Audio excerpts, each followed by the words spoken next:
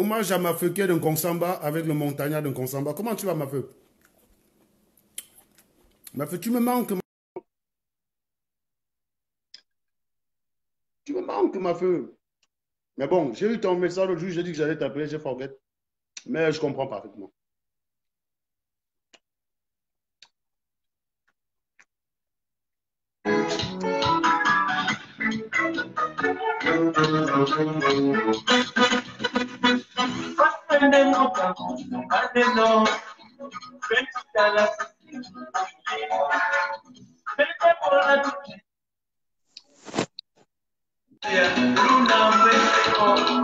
Ah, ma feu, voilà ton frère d'un Konsamba, non?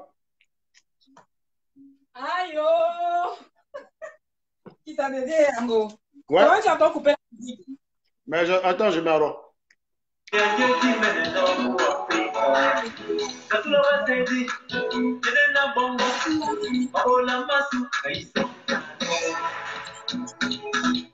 Partagez les bêtises, les gars, partagez-moi les bêtises. Ah, il faut tourner le truc. Hein. Hmm? Je voulais un peu poser ça, tu as coupé.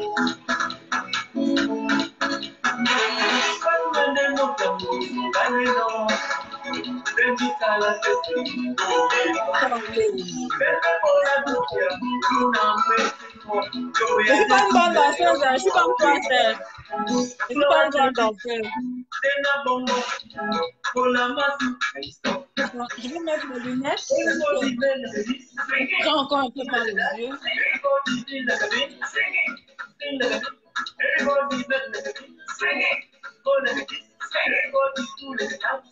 Voilà.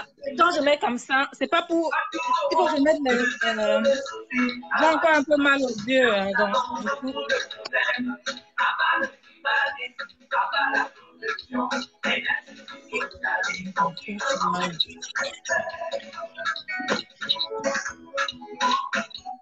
À bas le tribalisme, à bas la corruption et l'injustice sociale, y compris le manque de respect. C'est dur quand même. Hein. Ouais, c'est 89, ma frère. On avait quoi, 7 ans? Ah, ça. C'est toujours d'actualité. On pourrait même la jouer maintenant. Hein. Rien n'a changé. Hein. Grâce à qui? Merci, Paul Biya. Yes, Paul Biya, l'homme grâce à qui rien ne bouge. Youpi! Paul Biya, oh yeah! C'est toi qui dis que rien ne bouge. Ça recule, tu veux dire? Hein? Tu sais ce que ça va engendrer la vidéo d'aujourd'hui, là, non? Non. J'espère que tu as une place dans ton jardin. Ouais, la tétutesse n'est pas bien, mon Dieu. La tétutesse n'est pas bien. Ouais.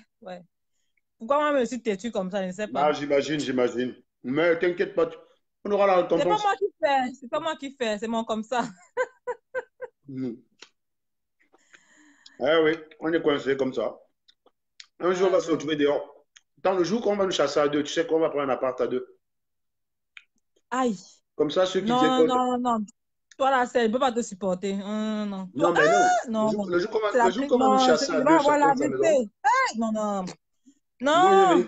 On va chercher un appart à Bruxelles. On va chercher un appart là-bas à Bruxelles. Comme ça, on fera souvent des belles rencontres comme ça au détour du balade, de romantique dans la rue. On tombera sur un yacht, par exemple. Tiens, c'est marrant. Entre potes, oui, on peut prendre un appartement, mais dis que tu es trop fort pour moi. Tu es trop fort pour moi. On va quand même essayer de ne pas se faire chasser de la maison quand même. C'est pas mal, c'est mieux. On va essayer. C'est pour ça que voilà. Il faut le faire en cachette. Tu comprends. En tout cas, continuons à écouter le montagnard. Hein.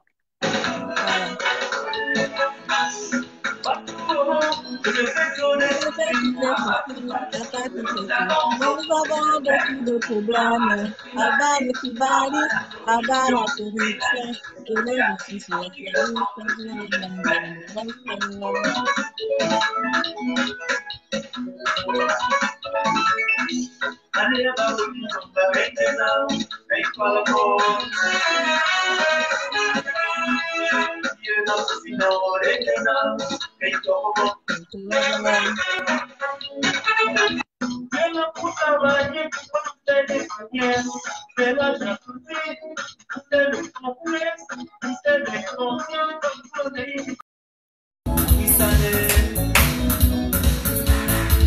Patuo,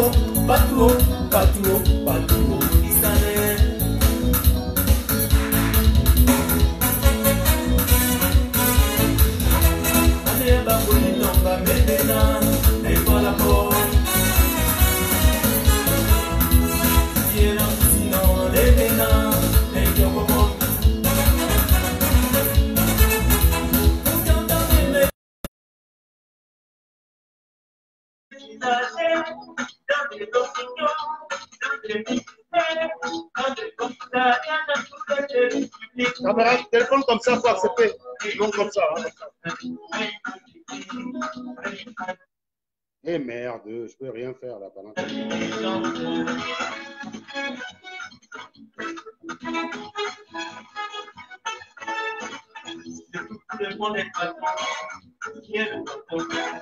Chez nous, tout le monde est patron. Qui est dans Planton? Chacun se dit grand. Et donc petit, chacun arrive à son heure, travaille à sa guise.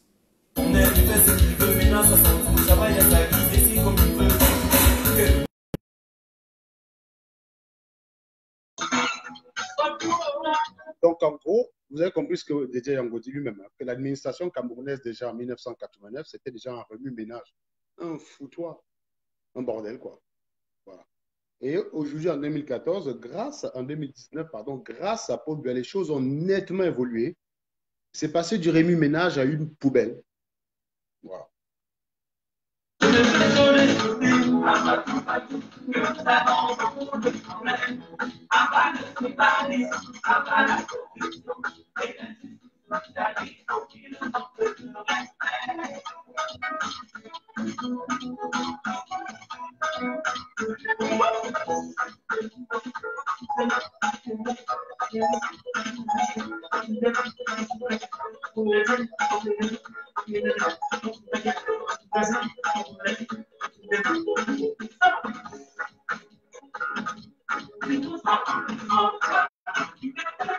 Innocent en prison, coupable en liberté, yo. Bam, bam, bam, bam, bam, bam, bam, bam, bam, bam. C'est fou comment cette chanson ne vieillit pas au Cameroun. Hein. Innocent en prison, coupable en liberté, yo. Oui, Maurice Kamto en prison et Jacques Famen Dongo en liberté. Ça, c'est beau, ça, au Cameroun. C'est absolument génial. Et ça sonne. Definitely, I want to speak to one of mine on Facebook. You can see. Yeah, go on. Right. You want me to wait? Okay. Allô, man. Comment tu vas, James? Je vais très bien. Et toi? Speak in English. Comme ça, les Anglo ne vont pas, les anglophones ne se sentent pas isolés. Vas-y, speak in English. Tu sais, la langue là, nous avons aussi un peu ça que pas ici. Hein. On est quitté là-bas. On disait que nous sommes un pays bilingue. Tu arrives et si tu te rends compte que mon frère, on parle là-bas, c'est... Ok, mon frère. Depuis hier, je cherchais à intervenir parce que j'avais un petit peu me taraudait l'esprit concernant la situation au pays.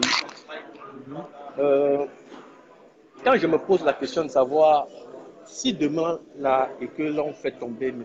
Biya et son régime, avec toutes les atrocités que ce monsieur et le régime, les gars ont commis, est-ce que le pardon pourrait exister? Est-ce que la vengeance sera la solution? Bah écoute, la question est simple. Si c'est Maurice Kamto qui prend le pouvoir, on est obligé de se ranger à sa politique. Il a voulu le pardon, on va le respecter. Mais si c'est quelqu'un d'autre comme Peck, ils seront tous pendus. Parce que, il n'y a que la pendaison qui peut soulager le peuple, il faut les pendre tous. Parce que avant même que les atrocités de la zone anglophone arrivent, le pays, nous avons toujours vu de ces crimes. Tu t'imagines, à Yaoundé, il y a eu une quinzaine de femmes qui ont été abattues, égorgées comme ça, dans un pays normal, des choses comme ça. Jusqu'aujourd'hui, on aurait déjà trouvé une solution. Qu'est-ce qui s'est passé? On met ça dans le placard. La vie continue. Un pays normal où un prélat est assassiné, personne ne dit rien. Jusqu'aujourd'hui. Ces familles-là sont dans les... Comment vivent les parents de ce monsieur? Comment est-ce qu'ils vivent? Quels sont les mots qu'on pourra donner au peuple camerounais quand demain ce monsieur et son régime ne seront pas là? Qu'est-ce qu'on peut faire? C'est la vengeance? Qu'est-ce que... Pour pouvoir consoler les Camerounais? Je suis dépassé. C'est ça qui me chagrinait depuis hier. Je voulais te contacter pour dire qu'est-ce que toi tu penses? Qu'est-ce qu'on peut faire pour ce monsieur, ce gouvernement, c'est la vengeance? Les mettre ou les assassiner aussi, moi je ne comprends pas. J'ai une rage dans mon cœur quand je pense à ces gens. Je suis dépassé. Ouais, bah moi, je ne te fais pas dire, moi, moi, à titre personnel, je suis incapable de pardonner. Et voilà, étant donné qu'on a un responsable qui prend le pardon, il maintient sa position au regard de tout ce que ces gens ont fait. Parce que son pardon était sous condition que ceux-ci abandonnent et s'en vont comme si de rien n'était et laissent au Cameroun. Ils n'ont pas rempli leur part du contrat. Donc, Maurice Kamto n'est pas tenu de respecter sa part du contrat. Donc, moi, à titre personnel, je suis contre le pardon. Vraiment, en tout cas, comme... moi, je suis pour la... Moi, tu te rappelles que j'étais pour l'extermination d'une race de personnes, non? Ah oui, bah, je sais moi, que je suis pour les pendaisons en masse. Moi, je suis pour la pendaison. Oui, oui. Je sais que quand tu le dis, c'est une forme de provocation. J'ai appris à étudier un peu tes directs. J'ai vu que tu es beaucoup plus dans la provo pour pouvoir voir la réaction des gens et déterminer leur pensée. Et à chaque fois, les mecs essaient de détourner ça en croyant qu'ils vont m'impressionner. C'est vraiment... Je vais te laisser, mon frère. Je retourne au boulot. La pause est finie. Bon courage, mon frère. J'attends le compte bancaire que vous avez dit là, que vous devez lancer en ligne. Parce que c'est là où on doit prouver notre capacité à pouvoir soutenir les actions que vous menez. Le temps que vous donnez pour... Parce que je n'arrive pas à comprendre certains Camerounais. Quand il s'agit de l'argent, tout le monde devient... je ne comprends pas. Hier, je suis passé sur le direct d'El Chelou. Tu vois, non? Il y a des personnes qui disaient « Ah, Serge, tu monopolises la parole, blablabla, blablabla. Tu vas faire fuir les gens. » Ok. Moi, j'ai pris le direct, il y avait 900 personnes.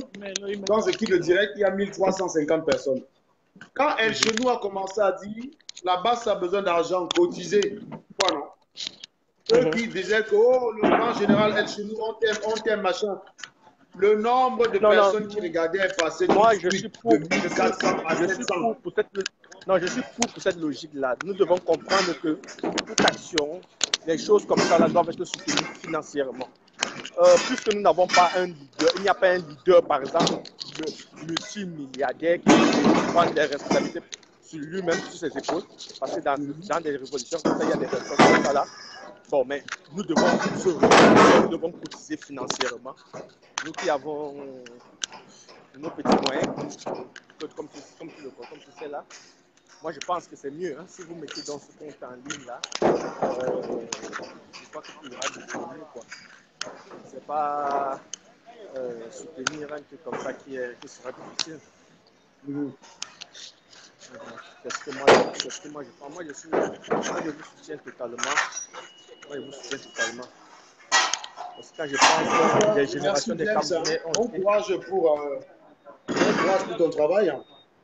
Ouais. Et puis on se revoit plus tard. Ok, bye bye. Voilà.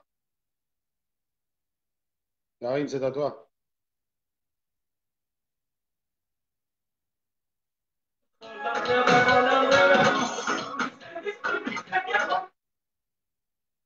Nice.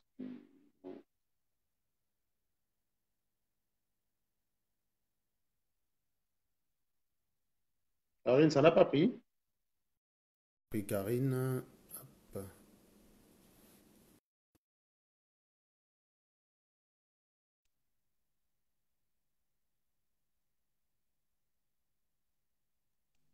Oui, excuse-moi, Serge, je me suis loupé.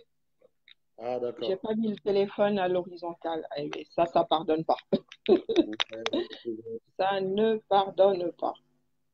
Ça ne manque pas, exactement. Le... Est-ce que les gens continuent de partager là, les gars? Vous êtes en train de partager là ou pas, là, où vous faites les chichis? L'intervention de Calibri m'a donné. Vas-y, je t'écoute, Karine. Écoute, Karine. J'avais un appel entrant. Ah. Je disais que l'appel de Calibri, l'intervention de Calibri m'a donné les visuels. Ah ouais? Ah non, pas Calibri en lui-même, ce qu'il a dit. Ouais. Des gens qui par rapport à la nana, par rapport à la chienne. Ah ouais. Je te promets, ça m'a donné mal à la tête. Mais vraiment, j'arrive même plus à réfléchir. Parce que je ne comprends pas. Je te promets que soit les Camerounais sont en mutation génétique, parce qu'on ne fonctionne pas comme le reste du monde. Soit nous sommes en mutation génétique, soit nous sommes une espèce à part. Ouais. Attends, Karine, j'arrive. Hein. Attends, Karine. Ah oui, tu m'abandonnes toute seule. Oh, vas-y, vas-y. Ben, je sais que tu m'entends. Je ne comprends pas les personnes qui passent leur temps à faire des pansements et des pansements qui ne tiennent même pas la route. L'histoire de Germaine a ébranlé toute personne douée d'humanité. Comme on a l'habitude de le faire, hein, nous sommes tous emballés, on a pensé qu'on pouvait refaire le monde en 24 heures, mais ce n'est pas possible de refaire le monde en 24 heures. Le mal du Cameroun est plus profond que ça. Germaine n'est que la face visible de l'iceberg. Et on se doit de s'opposer afin que ce tourbillon s'arrête. Parce que nous sommes dans un tourbillon. Hein. Moi, j'ai pensé participer à la vie de Germaine tous les mois. Nous sommes un certain nombre. Ce n'est pas parce que pour l'instant, on n'est pas encore revenu vers Germaine pour lui faire des propositions, mais il fallait déjà qu'on dépasse Il fallait déjà qu'on aille au-delà du choc. Parce que ce genre de truc, pour encaisser, il faut un sacré moment hein, pour encaisser. Et on n'a toujours pas encaissé. Hein. On n'a toujours pas encaissé. Parce qu'il y a tellement de paramètres à encaisser et on sait pertinemment que Germaine n'est pas la seule. S'occuper d'elle aujourd'hui ne résout pas le problème fondamental du Cameroun. Exactement. Et nous sommes là pour résoudre, pour que les Camerounais qui viendront après nous ne vivent plus. C'est pour ça que je suis d'accord avec toi, c'est pour ça que ceux qui, dès qu'on présente le problème de Germaine, disent « Ah, on va lui envoyer 50 euros ». C'est bien, hein, c'est gentil, mais ça donne l'impression que vous ignorez le Cameroun, en fait, que c'est... donne l'impression que vous battez pour Kamto, mais que de temps en temps, vous découvrez qu'il y a la misère au Cameroun. Moi, j'ai vu la vidéo de cette petite-là. J'ai vu sa mère qui gagne 15 000, mais je ne vais pas dire je donne 100 euros à sa mère tous les mois. Il y en a des milliers comme ça, j'en ai pas les moyens. On ne va pas s'en sortir. Chaque personne mérite notre attention dans ce sens-là. Je ne vais pas donner à Germaine. Demain, notre cas arrive et dit « Ah, je ne peux rien faire pour toi. Je l'ai donné pour Germaine. » Non. Ce qu'il faut, c'est de régler le problème à la source. Définitivement. Parce que s'engager à aider Germaine aujourd'hui veut dire qu'on va l'aider jusqu'à ce qu'elle mette les pieds à l'étrier. Ça veut dire qu'on va devoir gérer toute sa famille. Pas elle seule. Elle a une mère, elle a des frères, elle a des sœurs. Elle a un enfant. Il est temps de travailler sur les problèmes de fond du Cameroun. Au lieu de continuer à faire les pansements.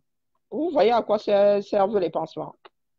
Nous, là, qui vivons à l'étranger, nous maintenons le Cameroun sous perfusion. C'est pour ça que les Camerounais ne voient pas leur misère profonde.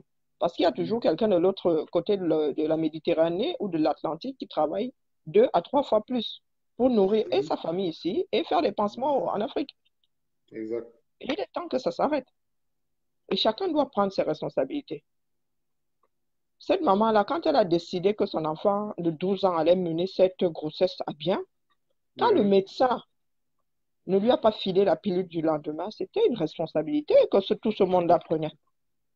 Et nous, de la diaspora, on ne peut pas porter toute cette misère. Ça veut dire, si on entre dans ce jeu-là, ça veut dire qu'on ne veut pas le bien du Cameroun. On ne s'en sort jamais. Pourtant, nous sommes tentés. Hein. Moi, je vous dis qu'une comme moi, là, je vous promets, j'étais prête. Nous sommes un certain nombre à être prête à mettre l'argent tous les mois pour que Germaine continue ses études, pour qu'elle ne devienne pas la femme de ménage qui gagne 15 000 francs. C'est de ça qu'il s'agit aujourd'hui. Marlène pense que nous tous là, autant que nous sommes, on ne peut pas rajouter 15 000 fois, je ne sais pas quoi. Et cette femme-là peut se retrouver avec un salaire de cadre au Cameroun. Ils vont toutes mettre 15 000 francs dans la cayenne tous les mois, sans tousser. C'est quoi 2 hamburgers? Mais est-ce que ça résout le problème? Non. On ne peut plus continuer à faire du elle a tué des solutions de très grands intellectuels. Quand la femme de Samuel Eto'o, l'ex-femme de Samuel Eto'o se plaint de l'abandon de ses responsabilités par Samuel Eto'o, elle a comme solution de donner 1 000 euros. Ça va faire une belle jambe à cet enfant qui est dans une école qui coûte Dieu seul sait combien. C'est une malade Il mentale. est temps que les Camerounais regardent la chose en face pour pouvoir gérer tous ces problèmes-là. Un à la fois, hein, on ne dit pas qu'on va faire des miracles. Hein.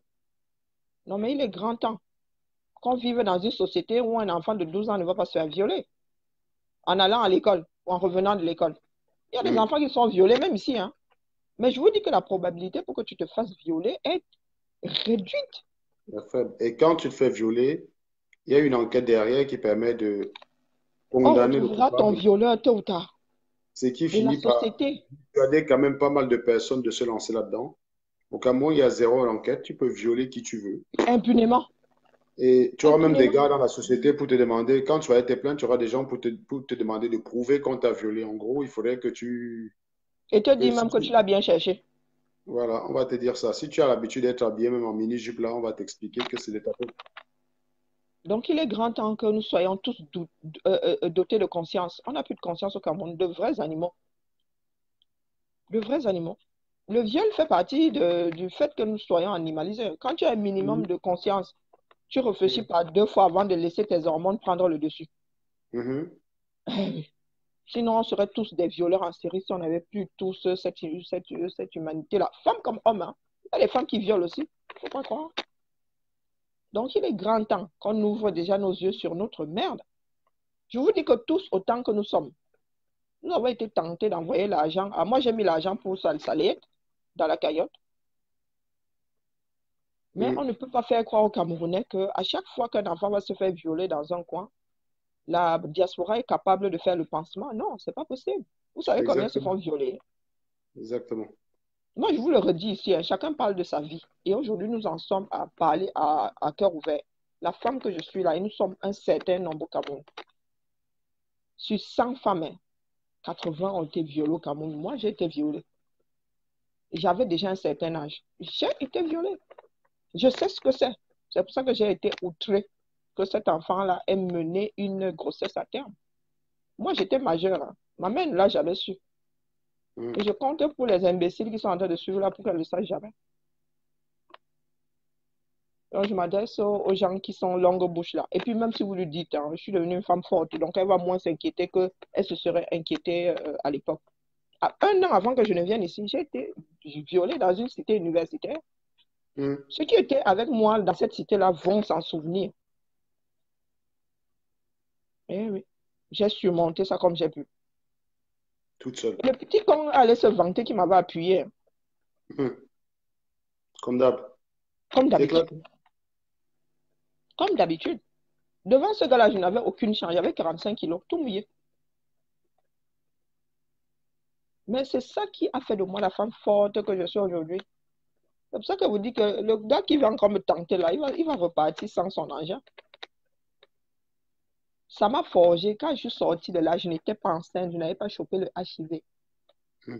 Quelques mois plus tard, je prenais mes pieds et je partais du Cameroun. J'ai juré que rien n'allait plus jamais m'ébranler. C'est pour ça que je ne comprends pas qu'un adulte ait décidé que cet enfant allait garder cette grossesse-là. C'est juste inconcevable. Donc, il est grand temps qu'on éduque une autre vague de Camerounais. Les Camerounais sont tous des dangers publics les uns pour les autres. Je ne parle même pas de tentatives de viol. J'ai été violée, mais il y a eu des tentatives derrière. Je ne vous parle même pas d'inceste. Aujourd'hui, nous sommes obligés de laver notre linge là, comme ça, verser ça pour que le Camerounais se rende compte que... Parce que le Camerounais, c'est celui... Parce que le Camerounais, c'est celui qui, en fait, va t'expliquer que chez les Blancs, il y a des violeurs, des tueurs en série. Parce que les Blancs font des documentaires pour révéler ce qui se passe chez eux. Les viols qui au Cameroun, il n'y a pas d'enquête. Quand tu regardes un documentaire comme les enquêtes impossibles et tous ces trucs-là, c'est toujours des enquêtes criminelles qui, à la fin, il y a une police qui travaille, qui aboutit. Et quand vous regardez vous-même ces policiers-là travailler, vous voyez les mêmes barricades. Vous dites tous les jours au Cameroun que j'aimais bien les enquêtes impossibles, j'aimais bien les enquêtes impossibles, Pierre Bellemare. Oui, il montrait le travail de la police et rendait hommage aux policiers et à l'évolution scientifique et à ce que la science peut apporter dans le cadre des enquêtes. Oui. Vous regardez ça, vous sortez, vous regardez vos barricades qui ne savent que prendre 500. Vous trouvez ça normal? Sans la science, il y a des crimes qui ne peuvent pas être résolus. C'est clair. C'est pas la sorcellerie, c'est pas en lisant dans le mar de café ou bien Madame Irma qu'on résolve les problèmes, c'est la science. L'ADN, là, une fois que tu es fiché, mon gars, one day, on va te choper. Parce que la bêtise, on ne guérit pas de la bêtise. Un jour, tu vas aller violer. Et un jour, tu vas commettre l'erreur, on va te choper. Moi, je suis pour tous les fichages. On fiche tout le monde par défaut. Moi, je suis pour tous les fichages. Comme ça, dès qu'on retrouve l'ADN quelque part, on vient te chercher. C'est clair. Chère sœur, notre vie, je vous dis que nous, notre génération, là, nous sommes bien sacrifiés. Nos enfants sont sacrifiés. Éventuellement, nos petits-fils sont sacrifiés. Il est grand temps qu'on sorte une nouvelle série de Camerounais avec un peu de morale. C'est parce que nous n'avons plus de morale. Hein. On ne transmet plus rien. Ça s'est arrêté avec nous. Là. Moi, je suis né en 74. Ça s'est arrêté avec nous. Nous sommes la première génération à avoir mis dans la tête qu'on pouvait acheter un diplôme. On nous a mis ça dans la tête. Le néant aux examens probatoires. Et vous savez que le probatoire est une condition pour passer en terminale. Nous sommes la première génération à avoir subi le fait de ne jamais accéder à la terminale. Qu'est-ce que les gens ont fait? Les gens sont allés au Tchad, les gens sont allés au Bénin, les gens sont allés en RCA chercher le probatoire, le bac pour pouvoir revenir. Ceux qui pouvaient acheter au Cameroun ont acheté. Et nous avons mis des enfants au monde qui sont arrivés dans ce système qui était déjà ancré en nous, qui n'ont plus le goût de l'effort, qui ne savent plus ce que c'est passer un examen avec sa propre tête, qui ont grandi avec le fait que travailler au port, c'est la meilleure solution parce qu'il y a le tchako. C'est pour ça qu'on arrive dans les ministères, personne ne sait rien faire. Personne n'a jamais appris quoi que ce soit. On parle de professionnalisation. On avait tout ça avant, non? Il y avait la SAR, non? Il y avait des lycées techniques où on apprenait des métiers. Dites-moi ce que les gamins là apprennent maintenant. Quand je regarde les maisons au Cameroun, moi, je n'entre pas là-dedans. Moi, avec mon instinct de suivi, je n'entre pas dans ta maison de niveau. C'est bourré de malfaçons. Ce n'est que ça. Les maisons s'écroulent. Pourquoi vous pensez que la maison, on construit ça comme ça? Non, ce sont des calculs. Il y a des calculs, il y a des maths partout. Moi, je suis styliste. Tu crois que je te pose une pince n'importe où? Non, ce sont des calculs. Et les gars, vos mathématiques, là, dis donc, quittez là-bas avec ça. Pourtant, moi, je suis la maths. Hein. Je suis la maths. Mais j'ai bien compris qu'on ne pouvait pas faire sans les maths. Nulle part. J'ai cherché toute ma vie la filière, on ne faisait pas de maths, ça n'existe pas. Et machinalement, on fait des maths. Les Camerounais, on ne leur transmet plus rien. Comment est-ce que vous voulez faire des hommes qui bâtissent si on ne leur a rien transmis? On ne leur a pas transmis l'amour du travail bien fait. On ne leur a pas fait comprendre que comment dire, ta liberté s'arrête où commence celle de l'autre. Le respect, qu'on n'ait plus. Je marche dans les rues de Douala l'été dernier. Le mec s'attend à ce que c'est moi qui quitte le trottoir, que je sers en fait pour le laisser passer. C'est là où je me pose comme ça, le regard en face. Il tue. Je lui dis que tu tues, mon gars. Regarde-moi regarde la tête que j'ai. Tu penses vraiment que c'est à moi de te céder le passage. C'est pas à moi de te céder le passage. La femme n'est pas un objet. La bienséance veut que tu me cèdes le passage, mon gars. Que tu poses même ta veste par terre pour que je puisse traverser. Je suis la plus fragile.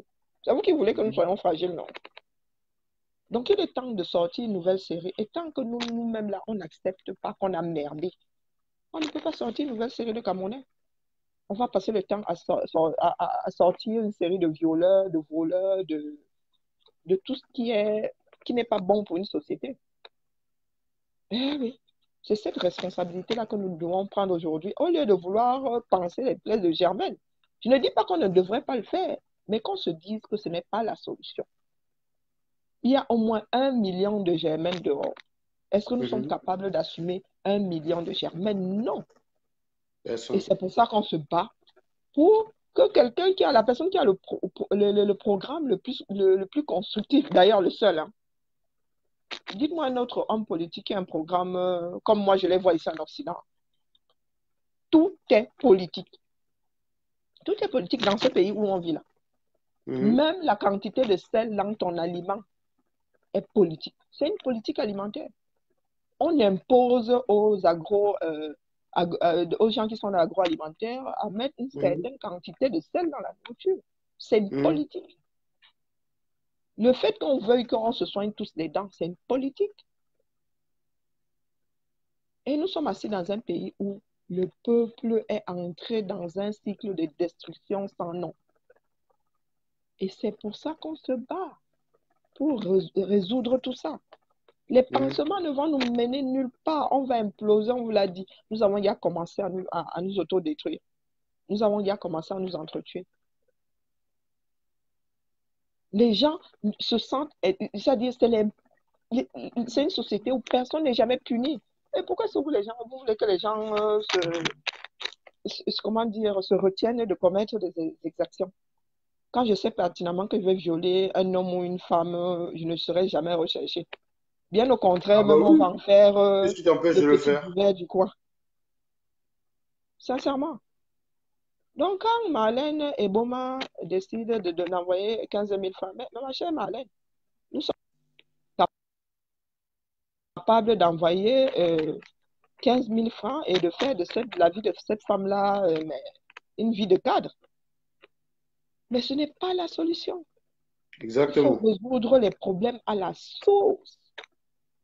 Et encore, c'est pas comme si il a fallu que certaines personnes se battent pour que ce documentaire passe à la TV, pour que cette chienne se rende compte qu'en fait, il y a un problème et commence à dire, ah, je vais continuer. Tu ne peux pas gagner 15 000, 50 centimes par jour. Même au Cameroun, 50 centimes, tu achètes quoi? Hein? Je veux bien qu'on encourage cette femme-là à vivre avec 50 centimes par jour. Elle a combien de gosses? 4 gosses. Elle va acheter quoi? Même les bifara, elle ne peut pas. Même boire de l'eau, elle ne peut pas. Avec 50 centimes, elle ne peut même pas s'acheter un litre de tanguy par jour. C'est comme ça qu'il faut regarder ce problème-là. Eh oui. Le Cameroun est un pays pauvre, très, très pauvre et très, très endetté. Et on doit résoudre ça pour que les Camerounais ne s'entretuent pas entre eux. Ah, je suis et si on ne prend pas, je le répète, on ne reprend pas notre courage à deux mains. Et pardon, hein, on n'a qu'à mettre la bombe H là-bas qu'on en finisse. Nous tous, nous autres là, on se bat pourquoi? Si on ne résout pas ça à la source. Non, on va préparer, moi je suis en train de préparer mon direct. Hein. On va vous prouver par A plus B que le programme du professeur Kamto il n'y a rien de sorcier là-dedans. Et c'est ça, c'est important parce que d'autres personnes ont cru qu'on ne refait pas la campagne comme tu as gagné. Simplement, certaines personnes ont voulu détourner le débat et nous, on veut recentrer le débat sur l'essentiel. C'est-à-dire que quiconque veut parler de Kamto aujourd'hui parle de son programme. Si vous avez en face de vous quelqu'un qui ne parle pas du problème de Kamto, bloquez-le directement. Ne discutez plus avec lui. Vous le bloquez, ça sert à rien de le connaître. Vous le bloquez immédiatement. Il faut qu'on trouve une solution. On ne dit pas qu'il a la solution miracle, mais venez nous prouver que ce qu'il dit n'est pas faisable. Il s'agit de commencer par celui qui pense que son programme n'est pas faisable, voilà. Qui vient nous dire le contraire et qui fasse des propositions, il ne suffit pas de nous dire que ce n'est pas faisable. Voilà. Donc nous, on va travailler dessus. Hein. Je laisse la parole à quelqu'un d'autre. Ok, merci beaucoup. Pour dire à Marlène et Boma, pardon, hein. À nous tous là, la femme là, elle gagne mieux là, sa vie que moi. Donc, tes 15 000 francs là, tu peux te les carrer où je pense. Sur ce, passe une bonne journée, ma Marlène. Je n'ai pas envie de tomber sur toi. Il y a Yassé là qui s'occupe de toi. Donc, pardon. On a le work ailleurs. Je pense qu'elle veut encore qu'on s'occupe d'elle et du coup, elle nous dit non, mais. Pardon, elle n'en vaut pas la peine. Quand Kamto va gagner, Marlène, on va revenir sur ton cas. Non. On lance d'abord le Cameroun. On lance d'abord la construction du Cameroun. Et puis, on va revenir sur les divers. On va faire le Congo ça après. Une idiote là, qui dit que je suis pour la suprématie Bessie. Parce que voilà le genre de problème. Voilà le genre de choses où elle entraîne les Camerounais. On parle de l'eau potable. La suprématie Bessie fait que. Attends, dès que Karine va partir, je vais reprojeter les écoles que je sois filmées dans le sud du Cameroun là. On va voir ça en attendant de prendre une deuxième. Ce sont ces écoles-là qui vont sortir les élites Betty. Et ça va dans la lignée de ce que disait.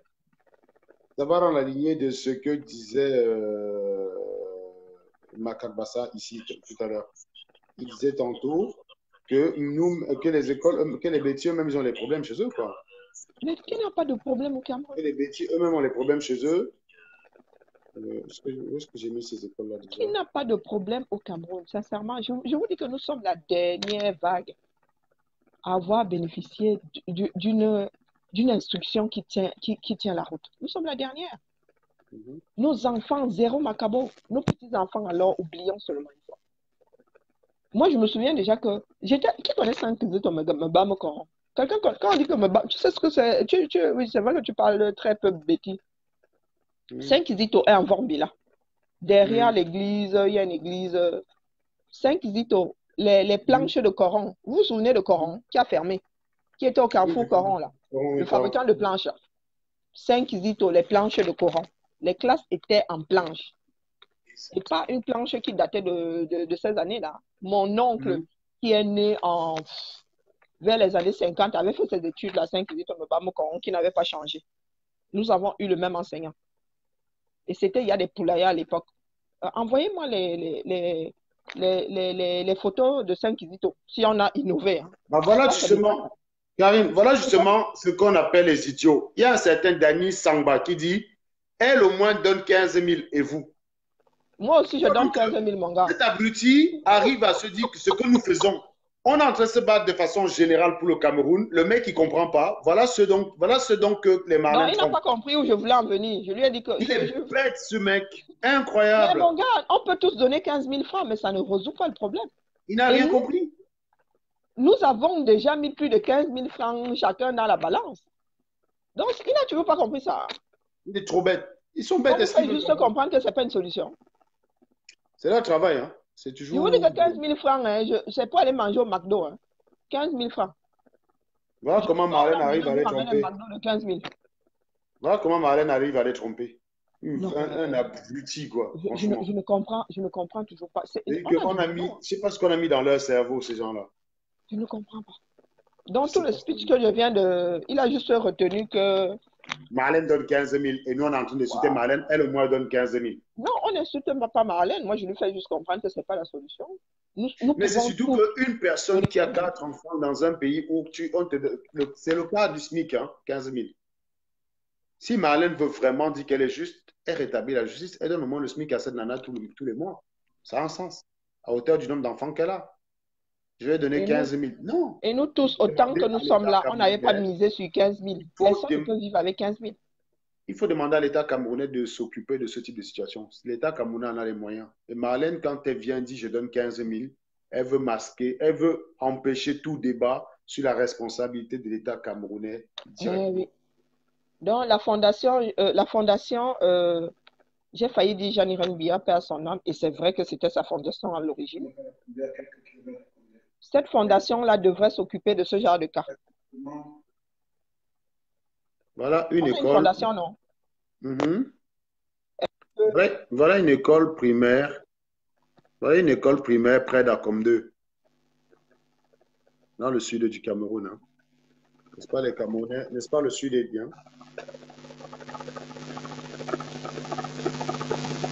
On attend toujours la suprématie là.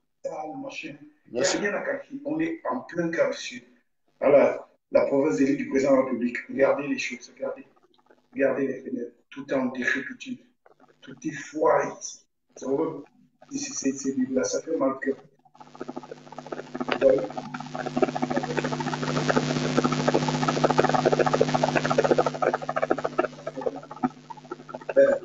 La rue, il n'y a pas de banc, il n'y a rien. Il n'y a pas de bureau, mais ici, vous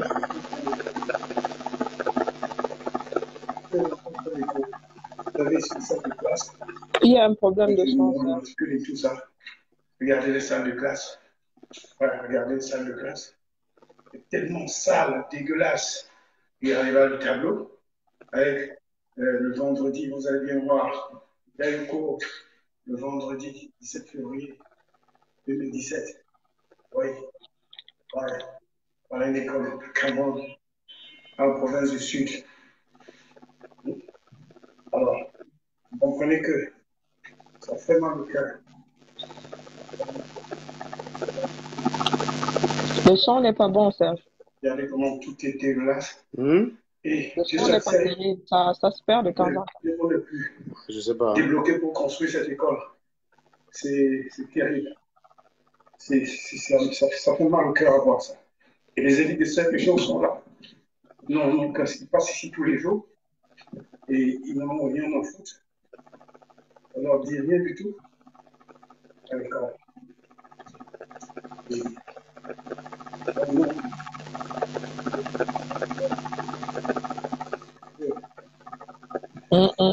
C'est reparti. Une partie du bassin du Congo. Ok. Regardez. Comment ça, il n'y a pas d'erreur sur Tout est pourri, les salles de classe. Je me demande même comment, si un serpent ne peut même pas mordre des enfants pendant les cours.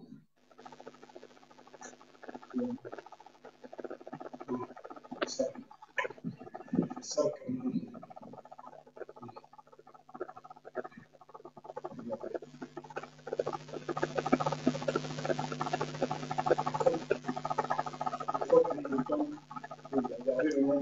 Bon, voilà, je pense que... Il y a un bruit là de fond chez toi, là. C'est quoi qui fait ça? Non, moi c'est le clic de la souris.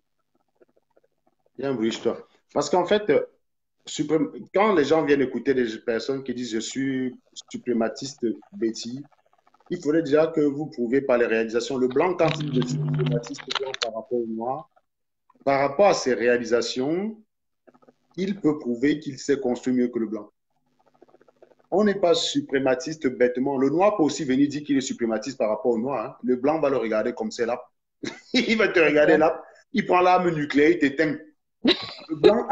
Avec le blanc à l'arme nucléaire, il peut t'éteindre. Avec le noir, n'a rien avec lequel il peut attaquer. Même construire les bateaux pour traverser la Méditerranée, déjà vous pâche. Tu parles de bateau. En 2019, traverser la Méditerranée en bateau pour aller en Europe, vous passe alors que le blanc, en 1392, arrivait à voyager avec des bateaux à voile pour arriver jusqu'à chez vous en partant de l'Europe. Ils arrivaient à faire le tour du monde. Ils arrivaient à faire le tour du monde. Avant de venir dire que tu es suprématiste, il faut montrer ce que tu as de plus que l'autre. On ne se lève pas le matin parce que son ethnie a le président au pouvoir. On dit on est un suprématiste. Donc, ça veut donc dire que les Aoussa pouvaient, pendant 22 ans, dire qu'ils sont des suprématistes au Cameroun parce que Aïe Dioté Cameroun est président. C'est clair. Maintenant, les Bafous vont dire par rapport aux Balevins qu'ils sont suprématistes parce qu'ils ont un ministre au gouvernement qui s'appelle Jean de Dieu Momo. Non, mais quand on veut dire qu'on est suprématiste, il faut être capable d'avoir ce qu'on propose de plus que les autres ethnies.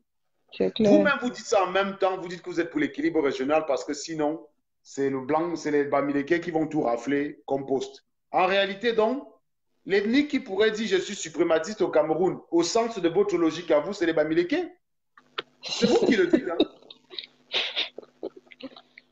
C'est vous qui le dites. C'est vous qui le dites. Donc, vous êtes suprématiste et vous dites que vous êtes suprématiste parce que Paul Biya est au pouvoir. Mais en réalité, ne donnez pas le pouvoir aux Bamileke parce qu'ils vont tout prendre, ils sont trop intelligents. Oh non, on est suprématiste. Non. Quand Hitler dit je suis suprématiste par rapport à la race noire, tous les autres races, c'est parce que les Allemands, vous avez donc vu la civilisation allemande, jusqu'à aujourd'hui, c'est l'une des civilisations les plus dures. Ouais. C'est qui a inventé les autoroutes et tout ça. Hein. Les Allemands ont marqué le monde entier. Les Américains fabriquent des voitures, ils ont des gros 4x4, tout ce que tu veux, mais ça reste moins cher par rapport à une Mercedes. La Mercedes, comme les Américains disent Mercedes. La qualité allemande. Ça coûte cher chez eux. Alors que la Peugeot ne peut pas se vendre aux États-Unis. Peugeot coûte plus cher que... Mais je t'explique. Les voitures américaines sont moins chères à la base. C'est-à-dire que voiture équivalente, une voiture française coûte 5 000 € plus cher qu'une voiture allemande, une voiture américaine qui a exactement les mêmes options. Donc l'Américain ne va pas acheter une voiture française qui coûte plus cher que la sienne. Donc c'est quelqu'un qui est féru de la marque. Or, les Allemands, quand on achète Mercedes, Audi, BMW, on achète le prestige allemand. C'est autre chose. On n'achète plus que la voiture, le moteur et 4 roues. On achète le prestige. Dans ses qualités. Donc, quand les Allemands, à un moment donné, se lèvent pour dire « je suis suprématiste », ils ont des raisons de le dire.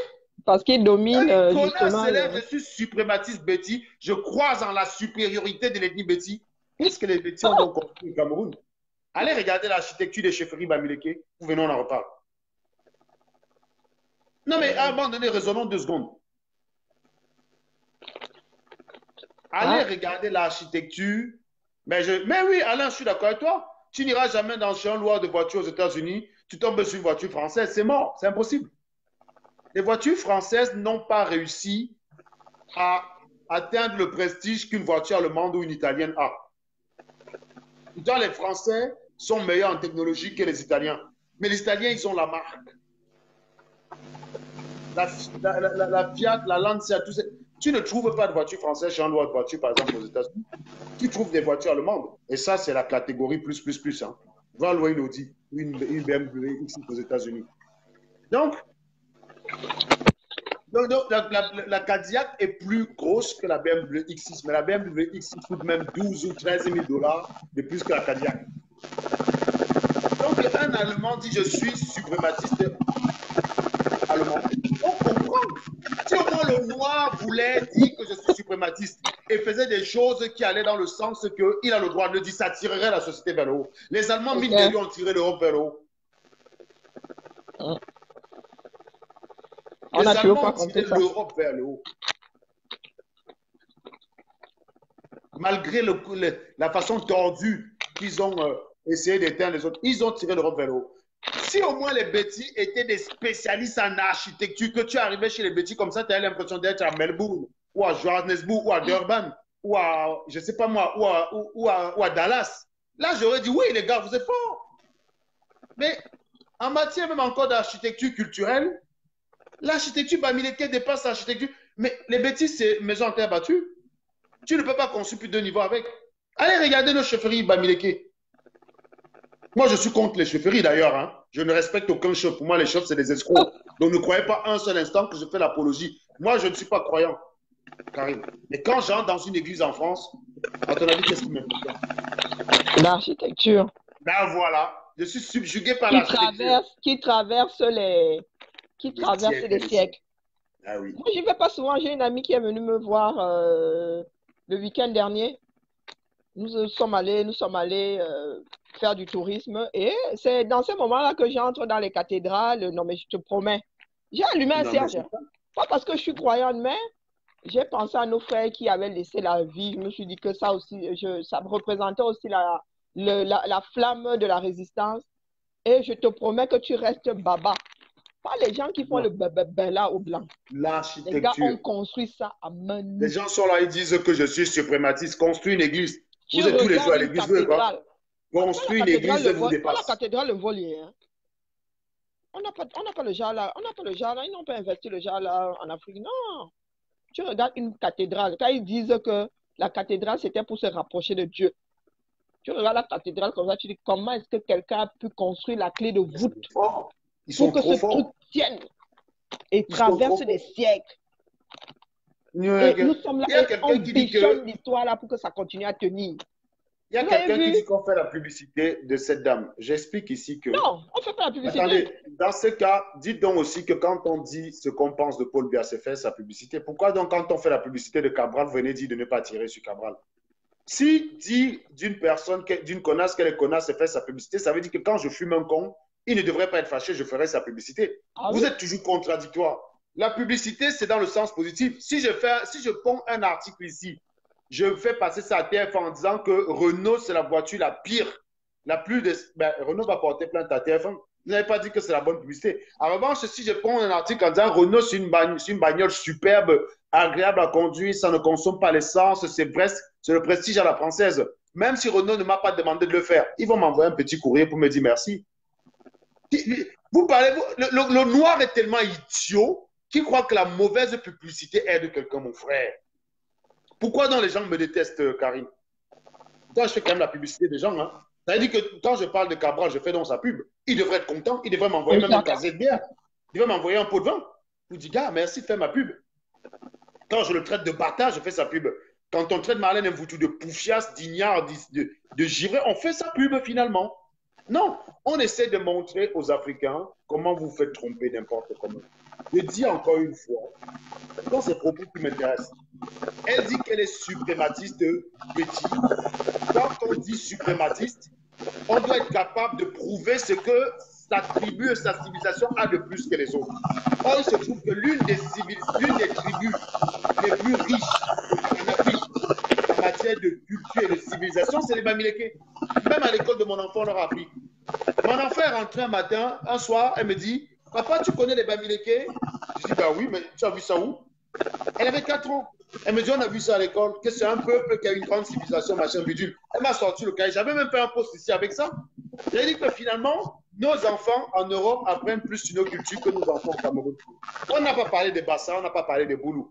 Je ne suis pas venu sur Internet dire que je suis suprématiste et Bamileke. Il y a des enfants en Europe, non? Quand on parle des tribus en Afrique, quelles sont les tribus dont on parle? Bamileke. Hein. Voilà. Les tribus Bamileke. Ce sont ceux qui ont conservé leur culture. Oula, ça déconne là. Vous dites que le son est comment? Le son est bon ou pas? Parce que Karine, on a perdu Karine.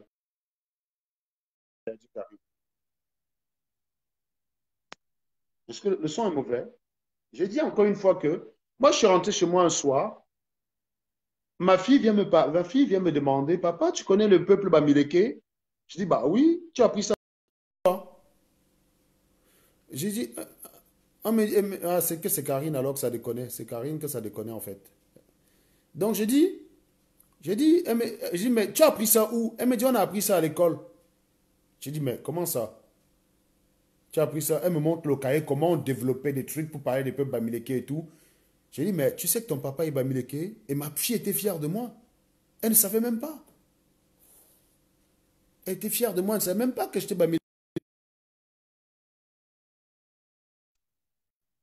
Je ne suis jamais venu sur Facebook me prétendre suprématiste de quoi que ce soit.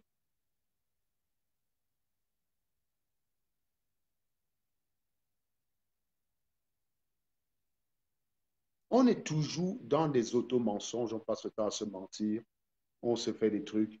Apprenons à valoir par rapport à ce qu'on représente. Voilà. Le jour que moi, je pouvais dire que je suis suprématiste Bamileke au regard de l'architecture du peuple Bamileke. Je pouvais le dire. Mais ça ne suffit pas. Les Bamileke n'ont pas une civilisation de vie qui me permet de le dire. On n'a pas de sécurité sociale Bamileke, on n'a pas des universités Bamileke, on n'a pas. Voilà. Il aurait fallu qu'on ait tout un système de gestion Bamileke qui permet que le Bamileke, qu'on ait même des visas à l'entrée chez nous. Là, je serais venu dire qu'on est suprématiste. C'est pas parce que pas parce que nous on a des architectures de ouf. Allez regarder les chefferies à Tchang. Allez regarder. Vous croyez que les gars ont installé le centre climatique à Tchang pour rien? Vous, suprématiste, mon cul, oui. J'ai dit Hitler, quand il disait j'étais suprématiste, oui, il avait des réalisations. Il avait des choses, il avait des actes, des œuvres.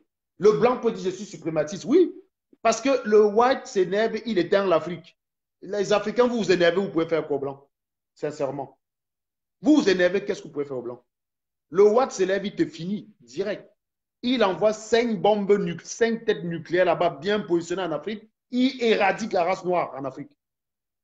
Et si c'est suprématiste, toujours dans les zéros. Le noir, toujours dans la congratulation, dans le vide. On est toujours dans l'auto-congratulation, dans le vide.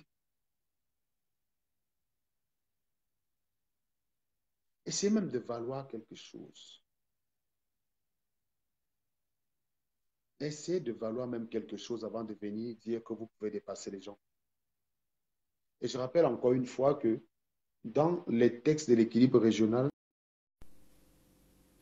donc qui est suprématiste alors?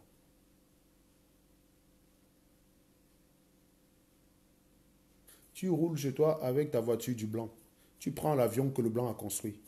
Tu veux te lever le matin pour venir en France, même si la base t'empêche de venir, tu es obligé de prendre l'avion que le blanc a fabriqué. Quand tu es malade, tu es obligé d'aller à l'hôpital, que c'est le blanc qui a développé toutes les théories, c'est les écoles du blanc, c'est les médecins du blanc, tu es obligé d'aller là-bas. Après, tu vas au Cameroun expliquer que tu es un grand sorcier. Moi, j'adore le noir. Après, tu vas au Cameroun expliquer que tu es un... Il faut arrêter de fumer la moquette, les gars, franchement. Suprématiste. Non, moi, je vais vous dire une chose. J'aime le Douala en termes de langue. J'aime beaucoup de choses dans les autres tribus. Maintenant, on te voit bizarrement là. Attends une minute. Euh, c'est un peu de... Ok. Voilà, ça c'est le faux Narsim Baga. C'est comment, mon frère? Ça va bien, toi? Ah, je suis là, mon frère, ça va, ça va, ça va.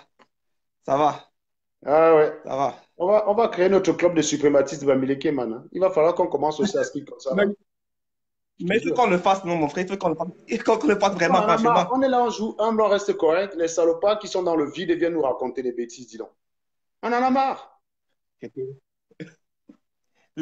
Parce qu'à cause du pouvoir, hein, parce qu'ils ont le pouvoir et ils te disent que ils sont suprématistes. Oui. Franchement. Mais quand tu sais que ce mot-là, même ici au stade-là, tu parles pour cela. Quand on dit ouais, suprémaciste, c'est les problèmes. Donc, c'est. En fait, c'est pas moi qui ne peut pas employer, franchement. Exactement. Oui, oui. Si imagine souvent qu'on fait là, quand les gens qui vont en arrêt, on dit que dans what. Donc, c'est un mot, franchement, c'est un mauvais mot à utiliser ici là. C'est un mot qui n'a pas sa place. Ouais. C'est un mot vraiment qui n'a pas vraiment sa place, franchement. On dit suprémaciste, franchement. C'est un mot qui n'a pas sa place, vraiment, je t'ai dit. C'est honteux. Les suprémacistes. Si elle est en France, si dans son quartier, son voisin de l'immeuble dit je suis suprématiste blanc, tu vas voir la même chienne venir sur Internet se porter plainte, se plaindre. Ça, c'est vrai. Ça, c'est très vrai, ça. Ça, c'est très vrai, ça, oui.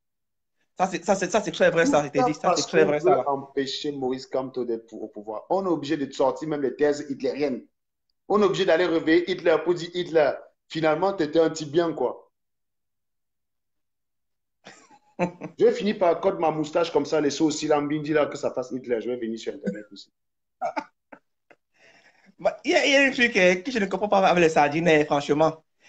Donc, c'est pas quand tu veux un peu redonner un sardinage que tu es tribaliste. Tu supportes Kamto. Quand tu vois que tu es Bami, il assume que tu es du MSC. Il assume franchement que tu es tribaliste. Parce que tu as nommé ce moment-là. Franchement. Donc, il ne peut pas t'aider. On ne comprend finalement pas. Franchement, ces gens-là, souvent comme ça, bon. C'est pour ça qu'ils refusent parfois que Anango, ce n'est pas mon nom. Parce que comme ça sonne boulot. Ils disent rends notre nom. Vous connaissez des boulots qui s'appellent Anango? Citez-moi un seul boulot qui s'appelle Anango. Ça n'existe pas. Anango, c'est bien un nom. Voilà. Ah, mon frère. Parce que ça ressemble à Tango, que ça veut dire Anango, c'est Tchan. La plupart du temps, même, ça finit par ou. C'est le nom de la même famille que Nanfak, Ananfak, tous ces trucs-là. Donc, c'est un nom 100% Tchan. Il y a quand même carrément des salopards qui m'ont dit de rendre le nom Betty. Hein.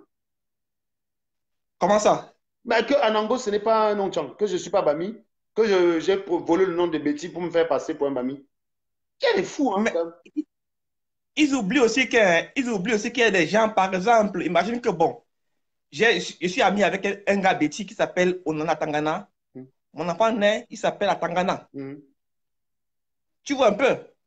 Ça ne veut pas dire que c'est le père qui a donné le nom à l'enfant. Imagine, il y a les gars qui ont des noms que franchement, tu vois, les gens qui étaient vraiment amis avec, bon, amis, vraiment, ils ont donné à leur enfant. Tu t'en as dit ici, non? Tu t'en as dit ici l'autre jour qu'il est Bassa, qu'il apporte un Bami au nom d'une relation à son papa. Il a dit qu'il est de Yabassi. Tu t'en Bernard, que tout le monde a toujours cru qu'il était Bami, mais il n'est jamais Bami Leke. Il dit je suis de Yabassi, mais je porte un nom Bami parce que mon papa avait un ami qui était Bami Leke. Ouais.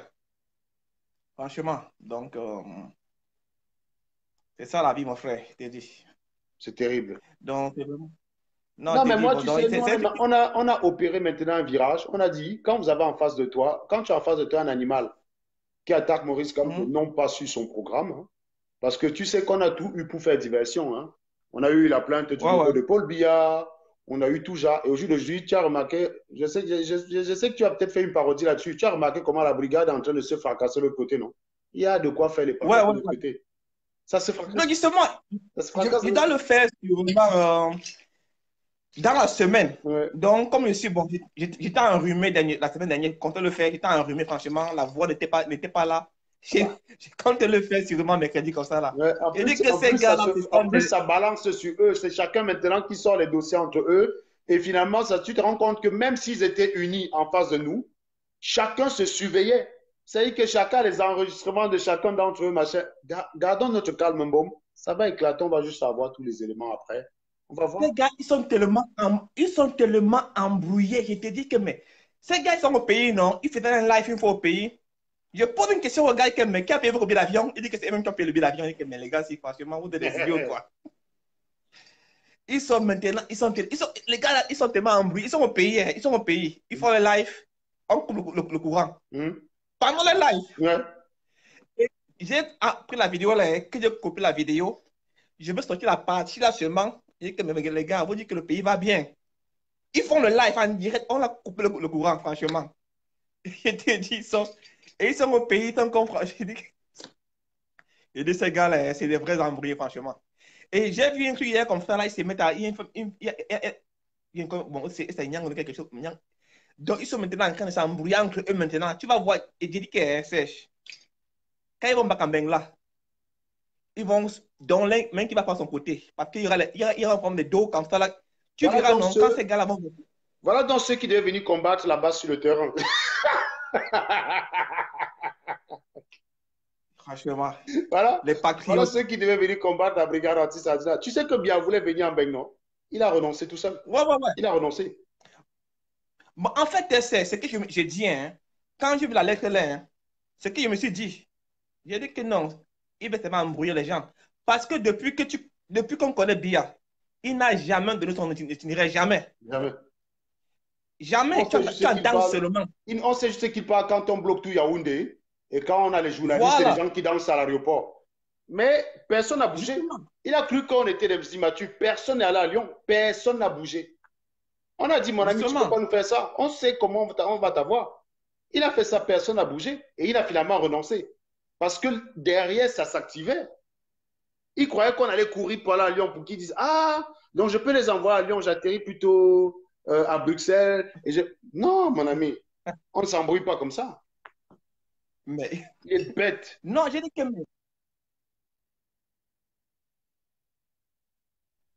Non, c'est vrai, un appel là. Il dit que, franchement,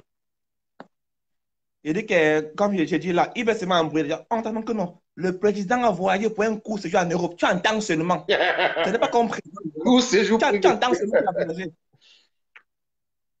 Uniquement. Donc, quand j'ai vu la lettre là, j'ai dit que non, ce gars-ci, franchement, il va embrouiller. Il va se embrouiller seulement. Hein. J'ai fait un commentaire dessus que franchement, on ne croit pas à ces conneries-là. Oui. Il va se embrouiller. Le mec s'attendait à ce qu'on fasse des directs. Oh, alerte rouge. On a reçu des messages. On était calme. Personne n'a fait de direct dessus. Hein.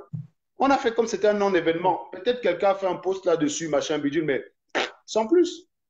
On a dit, viens. On n'a pas besoin d'être à l'aéroport. Tu atterris, on te loge et on vient te chercher. Mais c'est ça, non? J'ai dit qu'à Paris, j'ai des experts comptables là même qui ont 60 ans presque, hein, qui disent que moi-même le jour que Biya atterrit, là, je vais aller là-bas. Le gars est parti au Cameroun à un deuil, il a vu les routes là-bas, il a mis les mains sur la tête. Il a dit que non, le pays ne peut pas continuer comme ça. Donc lui, il est dans toutes les marches. Hein. Un jour qui ne s'intéressait presque jamais. Hein. Il est dans toutes les marches. Biya, le jour que Biya atterrit, lui-même, il va être là.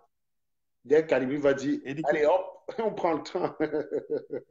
Il y a souvent comme ça, quand je vois souvent les Sardiniens là qui vivent en Europe, dit que le pays va bien. Franchement, je me demande si ces gars fument quelque chose. Je suis arrivé au pays l'année dernière avec les enfants. Tu sors comme ça de l'avion, tu descends sur le tarmac et tu dois marcher encore. J'ai les 2 enfants avec les strollers et les valises. 2 bébés, à l'époque, 2 bébés qu'il faut porter. Tu descends l'escalier de l'avion d'abord. Bon, en fait, ils n'ont pas de tunnel là comme ils n'ont pas de tunnel là comme dans tous les aéroports du monde. Donc s'il pleut. S'il pleut. Qui dans la pluie. Qui dans la pluie. Ailleurs, bon, à Washington, bon, à Washington, quand le tunnel est occupé, il y a un bus là qui même à Entebbe, en Ouganda, tu sais aller en Ouganda. Oui. En Ouganda, j'étais là-bas. Le bus gare devant la passerelle. Quand vous sortez de l'avion, vous entrez dans le bus. Et on vous dépose au niveau de la douane.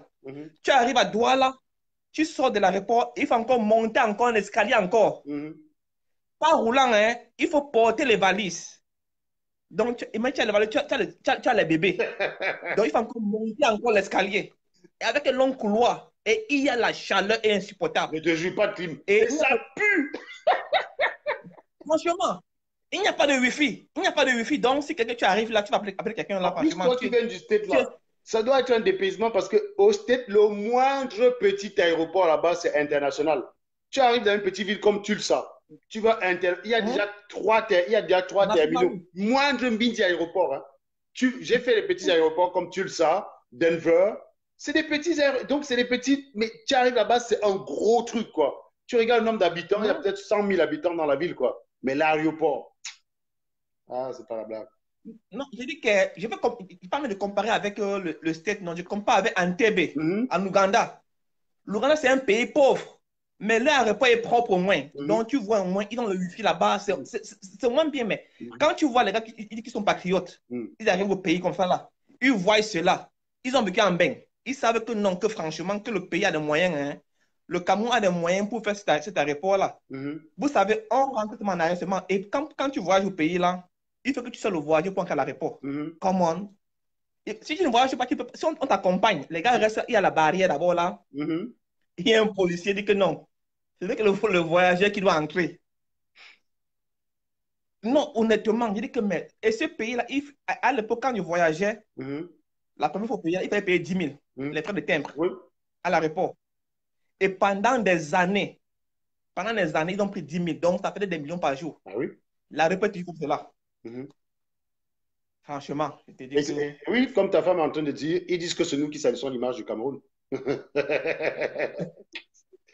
Honnêtement. Non, salut l'image du Cameroun, je te jure. Une histoire, une vraie histoire. J'étais une fois à New York. Donc, à l'hôtel, là, pas le petit, à l'hôtel. Du coup, avec un blanc, là. J'ai dit que je suis Camerounais. Il dit qu'il faut Cameroun, je suis Camerounais. Il dit que notre pays, il a dit que you live in a fucked up country. Il dit, ouais, il dit qu'en 2013, il allait à Douala, c'est un homme d'affaires. Il dit qu'il arrive à Douala, il a vu une horloge. Après, il y a un long couloir, il a vu une horloge. Ce n'était pas à l'heure. Il s'est dit que peut-être la montre s'est même gâtée. Et quand il retournait, la même horloge n'était pas à l'heure. 3 ans plus tard, il revient au pays. L'horloge est toujours à la même heure. Toujours en panne. Il a compris que le Cameroun, c'est un pays où rien ne bouge. Quand il y a un trou dans la rue, personne, on détourne l'argent, mais personne ne repart. J'ai dit qu'on a maudit l'Africain, man. Pour moi, je dis que je ne comprends pas. On a maudit. Moi-même, quand j'ai demandé, tu sais, à l'époque, quand j'ai demandé encore le visa pour venir au States, la première fois que je suis allé demander le visa, c'était en 2006. J'arrive à l'ambassade, là. Je suis en train de causer avec un responsable américain qui était venu pour une démarche personnelle et tout. Il dit, ah, il voit le passeport. Il dit, ah, you are from Cameroon. J'ai dit, yeah. Il dit, mais c'est un pays de singes. Il essaie de parler en français parce qu'il dit, mais c'est un pays de singes. Il dit, pourquoi? Il me dit, mais c'est le seul pays au monde où vous allez là-bas avec un projet personnel qui peut aider la population parce que vous voulez un peu aider un peuple tout en vous faisant un peu d'argent, quoi. Mais vous arrivez, le projet est bloqué parce que le ministre ou le responsable veut à tout prix voler sa part d'argent et il s'en fout clairement de capoter le projet, même si ça aurait pu être bénéfique pour les gens. Tu veux que je réponde quoi dans ce genre-là? Il dit que le Cameroun, il dit vous êtes des singes. Il m'a dit ça. Tu vois que les Américains, ils ne prennent pas les précautions. Ils s'en foutent. Il dit vous êtes des singes. Il c'est un pays de singes. Et aujourd'hui, je lui dirais même qu'il était même gentil. Parce que je pense que le singe est beaucoup plus malin que les gars qui nous dirigent au pays là. Franchement.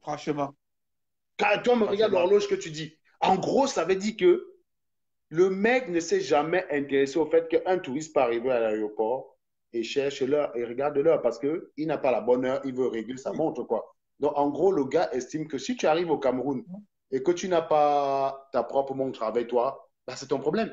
C'est pareil, une fois, je vais quitter Yaoundé.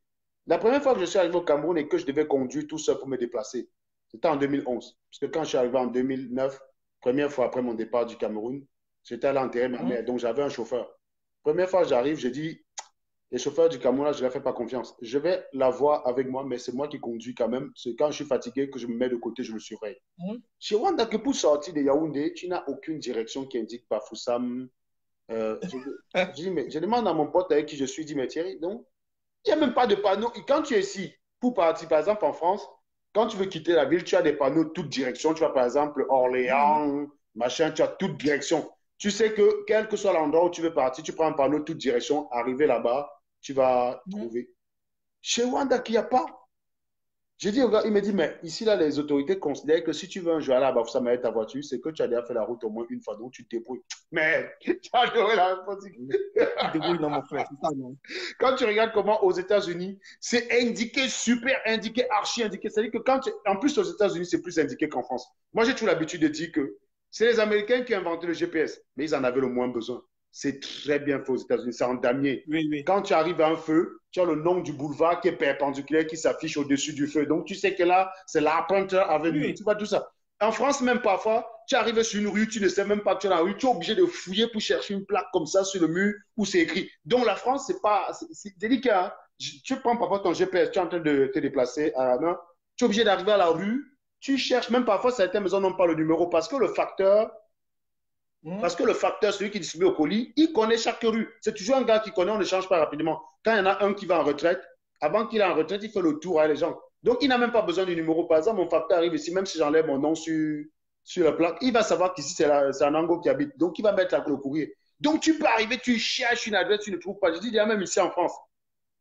Tu arrives au State, même quand c'est les numéros, même à 4 chiffres, 4800 à la Fremont Avenue, tout ça, tu vois.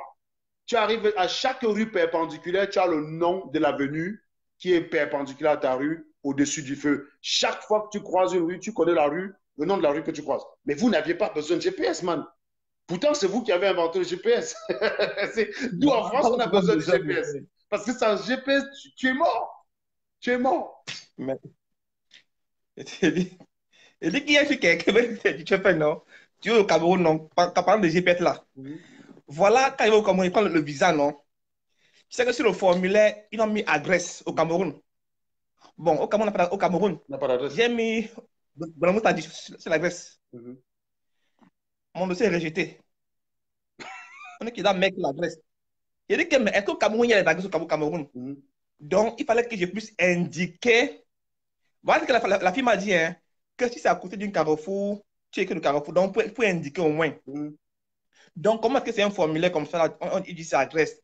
Et quand ils savent très bien qu'au Cameroun, tu ne peux pas mettre, par exemple, rue Paul Biya, rue Sylviane Chamo. Mais il faut indiquer.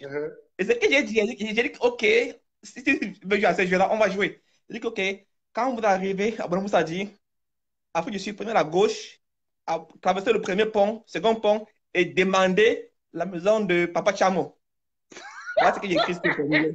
Et en plus, c'est comme ça, hein? C'est comme ça qu'on donne les adresses au Cameroun. Hein?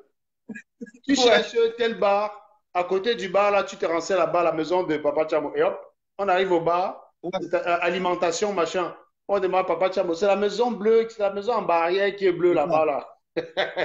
Donc, voilà notre pays. Voilà le pays de Paul Biya après 37 ans de gouvernance. On n'est pas foutu de se repérer. Tu cherches une adresse, on te dit prends le taxi. Tu arrives au PMUC qui est là-bas à côté d'un gros manguier qui est comme ça là. Tu descends, il y a une petite route comme ça qui descend vers le bas. Tu prends la route là. Arrivé à côté, tu vas voir une barrière comme ça qui est grise, non? Tu traverses la barrière, il y a 2 maisons en terre battue. Et après, tu tournes comme ça, il y a une maison en parpaing qui n'est pas encore finie. La maison en parpaing là que tu as vue, non? C'est juste la maison en blanche qui est à côté. Voilà la maison. Mais tu sais, Serge, quand on parle, les gens vont parler, quand on parle, les gens me disent que non. Le Cameroun, non. Si tu vas en Consamba, tu peux à l'époque. Il y a les rues, hein. Mais c'est que bon, autant d'ailleurs, ça n'a pas continué. Même à Douala aussi, là, ils ont commencé ce principe-là. Vous parlez de la liberté, avenue, faut. Donc, il y a encore plus. En fait, il y a 2 responsabilités. Finalement, ce que tu dis n'est pas faux. Il y a 2 responsabilités. Ce qu'il y a la responsabilité de l'État et aussi nous-mêmes qui n'avons pas réussi à imprimer ça dans nos traditions. C'est-à-dire que parfois, même tu vas à Yaoundé, tu vas sur certains rues. Moi, quand je suis allé avec le téléphone, je me déplaçais parfois au Cameroun. Ça indiquait que je suis sur boulevard tel là, tu vois. Boulevard, par exemple, la rue qui est à côté, la colline qui est à côté de Ngouaikele, là, qui descend là, ça a un nom de boulevard. Je voyais souvent ça sur le mur. En fait, effectivement, ils ont baptisé à une époque, mais ils n'ont pas réussi à imprimer ça dans la tête des Camerounais. Tu vois. Ce qui fait que les Camerounais sont restés à les anciens repérages. On va dire Kradat. Kradat, ce n'est pas un lieu, c'est un centre qui se retrouve à un endroit. Hop, on dit Kradat. Tu veux aller on te donne Carrefour des Trois Bars. Tu vois ce que je veux dire? C'est les repères des taximans. Et donc, c'est les taximans, ceux qui auraient pu intégrer ça dans la culture camerounaise, ça aurait été les taximans en disant, tu vas où? Je vais rue telle, je ne passe pas là-bas. Je vais rue telle, c'est où ça même? Je ne passe pas là-bas. Nous, on a toujours continué à garder comme repère. Pour les taxis, c'était très facile parce que ça demandait à un taxi de maîtriser la cartographie de Yaoundé et les rues puisqu'on n'a pas de GPS. Tu ne peux pas dire rue telle, il rentre dans un GPS, te dit ça, c'est sur mon trajet ou pas, tu vois. Donc, ils ont gardé ces repères. Et finalement, comme tu dis, bien que certaines rues au Cameroun soient baptisées, il y a des gens qui vivent là-dedans qui ne connaissent même pas le nom de cette rue. C'est ça qui est... Ouais. Donc, ça commence un peu, non, comme je disais là. Donc, si au départ, ça avait continué, bon, un peu comme quand tu vas en Constamba, tu vas voir la rue du Foyer, il y a les noms de rues, hein, donc, avec les mêmes plaques comme en France, là, le même genre de plaques. Dans certaines rues en Constamba, là-bas aussi. Quand tu vas là-bas, bon, c'est plus visible là-bas dans le centre-ville, dans le centre-ville de Constamba, là-bas. Donc, c'est un truc que, franchement, qu'on pouvait pas qu'en 2019. Franchement, et quand tu vois le Cameroun comme ça là, en 2019, et en fait, nous sommes en train de retourner en arrière. Hein. Voilà. Moi, quand j'ai grandi à... Tu vois, par exemple, ce que je suis en train de dire, nous sommes ici 300. Combien de personnes connaissent le nom de la rue qui descend à côté de Ngouaikele? Tu vois, j'ai tapé la carte du Cameroun. Je viens de voir exactement, depuis que j'étais même encore à l'université, cette rue portait déjà ce nom-là. La rue qui descend Ngouaikele comme ça en allant de Château à Kradat. Ça s'appelle rue Joseph Tchungi Akwa. Wow. Personne n'a jamais... Tu vois, quand quelqu'un va, il dit je m'en vais soit à Kradat, je m'en vais soit Cité U, soit Château. Mais très peu de personnes, y compris même certains qui sont à Yaoundé, hein, ne savent pas que cette rue qui descend jusqu'au carrefour à Obili, pas au carrefour Obili. Tu sais, quand tu montes en allant vers Carrefour Mvoli là-bas, ça s'appelle la rue Joseph Tchungi Akwa. Voilà. Excuse-moi, je t'ai coupé, pardon, continue. Non, comme je disais, quand le plus facile qui m'énerve souvent avec certains Camerounais, hein, quand tu parles souvent, soit on te dit que c'est pas que tu vis à maintenant que tu dénies le pays là. Moi, quand j'ai quitté le pays, hein, franchement, le pays était bien. Donc, je dis mon quartier, et pas pour mon quartier. Ah oui. Les routes étaient bien. C'était bien à l'époque. Oui, les gens venaient. Je me rappelle, à l'époque, quand on vient encore à Kwanon, à l'époque, mon père nous a menés là-bas. Là, il a acheté le terrain là-bas, il a construit là-bas. On quittait à Kwanon pour venir se promener là-bas. Il y avait les parcs pour jouer, les espaces de jeu. C'était bien, c'était propre. Il y avait le gazon partout là, quand je grandissais. Donc, les gens venaient là-bas se promener. Maintenant, quand je suis allé au pays, d'abord, la première fois, c'était en 2009. C'était encore un peu là. 2015, ça commence à être dégradé. 2019, maintenant, là, catastrophe. Mon quartier ne ressemble plus à rien. Franchement, je dis que, mais ailleurs, on avance, mais chez nous, on régresse seulement. Si tu vas, par exemple, tu prends la route dans Yaoundé, par exemple, sur la route comme ça, il y a les trous partout. Tu vois, dans la Bafoussam, il y a le... Bon, ma femme, quand on est au pays, elle est à l'ouest, bon, je n'ai pas pu voyager, mais elle m'a dit que, bon, il fallait esquiver les trous comme ça là-bas. Mais ici, là, quand il y a un trou sur la route, bon, souvent quand il neige ici, là, il y a beaucoup de trous sur la route, parce que les camions là, qui avec la neige créent les trous. Et ça cause souvent les accidents, les crevaisons des voitures, tout ça là. Mais on arrange après. Il y a les gars qui ont porté plainte à la ville. Parce qu'ils sont dans un trou, ça pété les voitures. Hein. Parce que ce n'est pas supposé être là. Quand il y a un trou, tu peux avoir un policier là qui fait... Qui fait une semaine ici, c'est impossible. Tu marches dans une rue à New York, tu piétines une peau de banane, tu tombes aux États-Unis, tu peux attaquer la ville et tu as des chances de gagner. Oui. Ça, j'adore le state pour ça. Mais on est dans quel pays comme ça là, on était supposé aujourd'hui là être loin. Franchement. Quand tu vois les pays comme le Rwanda comme ça là, les pays comme le Niger, les pays comme le Niger, comme le Niger par exemple, comme le Niger par exemple, Les pays, j'ai vu une vidéo sur le Niger, comment les gars sont en train d'évoluer. Les gars évoluent. Tu vois, il y a les pays en Afrique, le Congo, Congo-Brazzaville. Les gars évoluent. Mais chez nous, franchement, il y a que, mais qu'est-ce qu'on a fait au bon Dieu pour mériter ça? Et quand on parle, les gars disent que non, vous dénigrez le pays, parce que vous dénigrez le pays. Il dit que vous donnez une mauvaise image au pays. Donc, il y a plein de choses comme ça, franchement.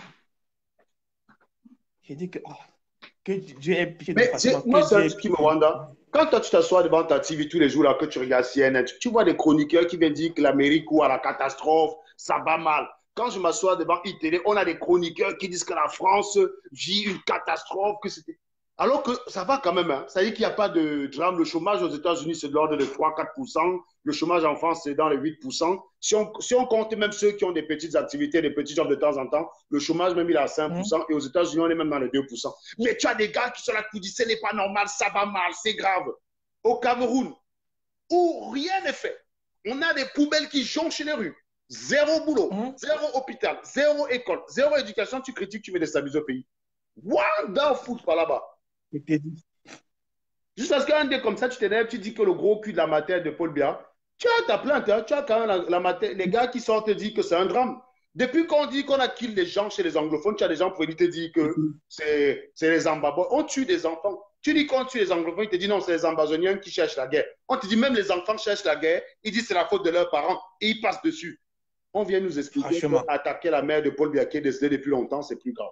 Et tu as des Camerounais pour défendre ça là. C'est grave. Il dit que les Camerounais, il dit que je ne sais pas ce que Dieu a fait, hein, surtout les Sardinats, franchement. Donc, les gars, il y a certains gars, les gars qui sont des patriotes. Quand tu vois un peu que, mais vous êtes patriote, comment? Qu'est-ce qu'un patriote? Qu'est-ce qu'un patriote? Retourne au pays, dans ta patrie. Restez là-bas, mais quand. Donc, on veut, nous tous qui sont dehors, on veut le bien du pays, franchement. Je ne sais pas si un gars de la diaspora veut le mal du pays, hein, franchement, honnêtement, là. Personne ne veut, même quand on grandissait, non? Quand tu vas souvent comme ça, là, bon, à l'époque, nos parents nous grondaient, on se disait qu'ils nous faisaient du mal, ils nous faisaient du bien. On dit, tu vas faire ceci, on te tape, on dit que, ok, tu dois balayer le sol, tu dois préparer comme ça, là. Tu te dis que non, on ne te fait du mal, on te fait du bien plutôt. Mais nous sommes dehors maintenant comme ça, là. On voit ici, dehors, bon, on voit comment certains pays sont. Mais comment notre pays était sûr. Mais regarde, Arnaud Tiani dit, c'est parce que ces pays sont exigeants. Mais vous êtes fous, quoi. C'est le minimum, Arnaud. Un pays où la population n'est pas exigeante envers ses dirigeants, c'est un pays qui est voué à mourir.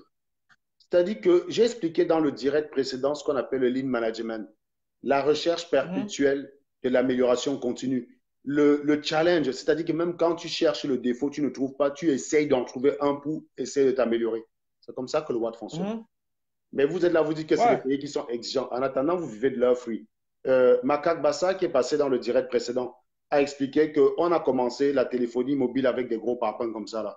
Si aujourd'hui on a des téléphones comme ça qui nous permettent, toi et moi, depuis Washington, de parler, on parle, tu as 8000 km ou à 9000 km, on se parle, on se voit. Il y a des gens au Cameroun qui nous écoutent. On n'a pas besoin de grosses antennes d'émission. C'est très simple. Alors, au Cameroun, pour retransmettre, à une époque, pour retransmettre des images comme ça de deux personnes qui étaient de part et d'autre de l'Atlantique, c'était un dispositif incroyable.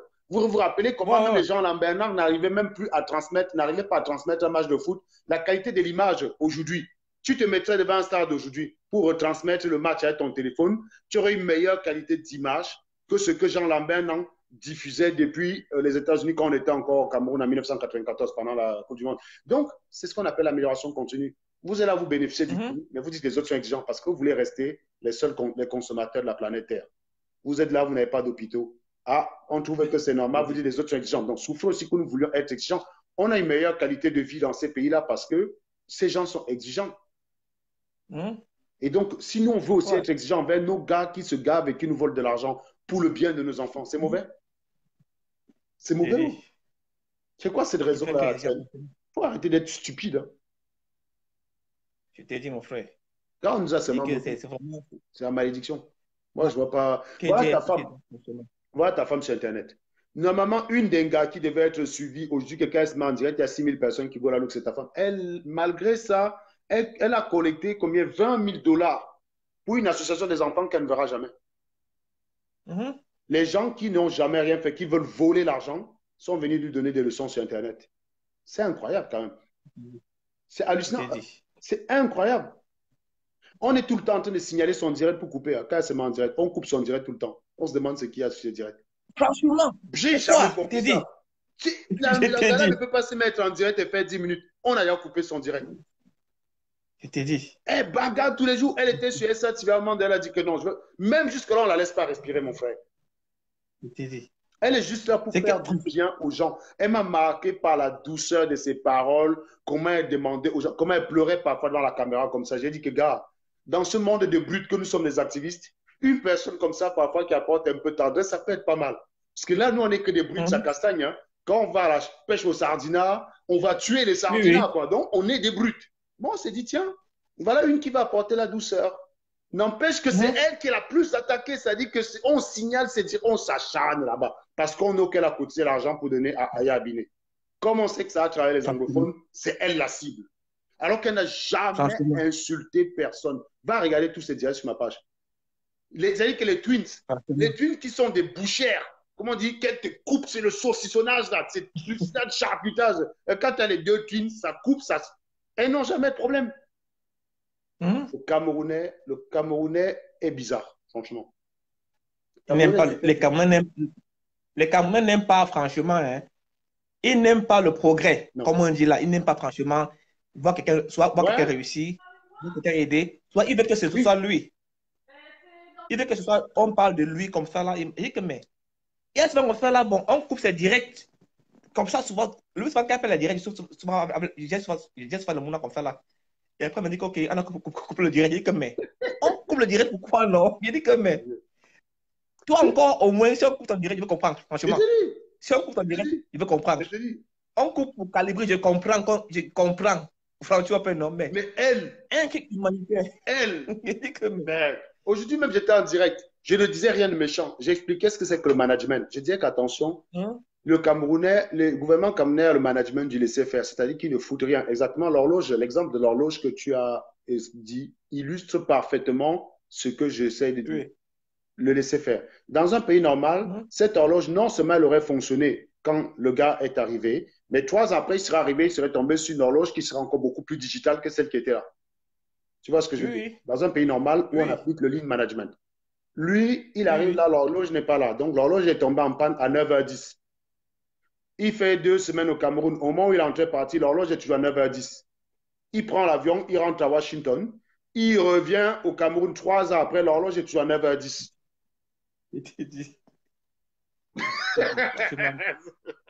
Mais quand tu passes là, tu fais non. Tu vas voir un gars va venir te dire que non, on dénigre le pays. Non, honnêtement. Il y a un truc. Tu arrives à l'aéroport, hein, quand tu vois, tu fais non. L'aéroport est climatisé, machin. Mais quand tu arrives. Un jour, je blague avec un gars, non. Dès que si un jour on te bande les yeux, on te fait voyager. Tu arrives dans l'aéroport, tu vas savoir que tout le pays que tu es arrivé. Il fait d'abord chaud. Quand tu voyages souvent, on dit OK, c'est non fumant, on ne fume pas ici, machin là. Mais tu arrives à Douala, les gars fument à l'aéroport. Mais oui, tu n'as pas vu souvent les flaques d'eau à l'aéroport de Douala? Les flaques d'eau et tout là. Que tu arrives, quand il pleut, ça coule, il y a les flaques d'eau dans la. Non, mais je te dis que ce pays-là, il faut qu'on chasse bien là, même avec tout ce qu'on peut. On va chasser bien. On va chasser bien. On ne peut pas continuer comme ça. On ne peut pas passer le temps à dire qu'on n'offre que ça à nos enfants au Cameroun. Quoi. On ne peut pas passer le temps à dire que ça. Moi, là, je vais aller chercher les mounas à l'école. Oui. Je vais aller chercher les mounas à l'école. Toi, c'est le matin chez toi, là. Il est 10h ici, là. Ah oui, voilà, c'est ça. Exactement. Il est 9h50 ici, 9h52. Ouais, exact. Moi, je vais go aller chercher là. Et puis... Non, mais bon, franchement, il faut qu'on chasse le gars là, quoi. Les gars nous demandent chaque fois ce qu'on propose. Non, chassez bien, vous allez voir ce qu'on propose. On a des beaux projets. On a des très, très beaux projets qui ne coûteront pas plus cher. C'est-à-dire que tout l'argent qu'on vole pour venir ici en main avec, vous allez voir, ça va servir pour des vrais projets, quoi. Mais il y a un truc, c'est une chose qui ne pas chopper, non? Les gens ne savent pas que non. Quand il y a alternance, c'est sachant, bon. C'est en Amérique, j'ai connu ici là Obama, j'ai connu Trump. C'est 2 trucs différents. Avant ça, j'ai vécu en Afrique du Sud. En Afrique du Sud, j'ai connu Zuma, j'ai connu Mbeki, j'ai connu. Bon, il y avait un président là, bon. Là, il a fait quelques temps l'intérêt, mon lanté. Et Zuma, Mbeki, Zuma. Oui, 3 présidents. Donc, Tu vois comment les choses changent. Quand un président sort, celui qui vient là, les choses changent. Il apporte sa patte, quoi. Voilà, tu vois, ici, là, Trump, bon, quand Trump est devenu président, là, il y a plus de boulot maintenant. Quand le de Bamala, il y a plus de boulot, il y a plus de trucs qui arrivent. Bon, Popo, là, depuis des années, mon fils a connu 2 présidents dans sa vie, tu vois. Toi, tu as connu qu'un seul. Et toi, tu n'as connu qu'un seul. J'ai dit que, mais. C'est fou. Donc, là, les choses seront toujours pareilles, même si les choses ne vont pas changer, mais tu vas voir. C'est pas bête ce que tu dis, parce que je suis en train de réaliser que même mon dernier fils, il est à son 2e président qu'il rencontre. Ma première fille, elle a connu 3 présidents depuis qu'elle est née. Elle a 9 ans. Elle a connu Sarko, elle a connu Hollande, elle est en train de connaître Macron. Ma 2e fille a connu 2 présidents. Le dernier fiston, lui-même 2 présidents. Il est né sous Hollande, il est sous Macron là maintenant. Moi, j'ai connu que bien. Je t'ai dit. Putain. Tu vois les choses. Non, mais c'est terrible. Il faut chasser le gars là, il faut chasser le Joe là, dis donc. Franchement. Même si il ne se non, même si ce n'est pas comme c'est qu'il a été. On va d'abord chasser le gars là. Franchement, on le chasse d'abord. Il ne peut plus rester là. Il ne peut plus rester. Il ne peut plus. Il part d'abord. Ah, en tout cas, Lino. Ouais, mon frère.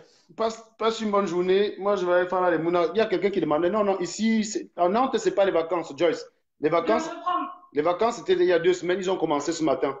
Ils ont recommencé ce matin. Donc, Paris est encore en vacances, non? Il vient commencer, Paris. Paris vient de commencer les vacances. Oui, Nantes était en vacances depuis 2 semaines. Donc, Nantes vient de...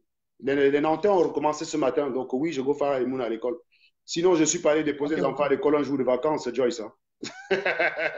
Sinon, je serais déjà revenu. L'école, c'est à quelques mètres de la maison. Chacun d'entre eux, les 3 peuvent revenir à pied. Hein, donc, il n'y a pas de problème. C'est 5 minutes de marche, même pas, quoi. Bon, en tout cas, merci Alain.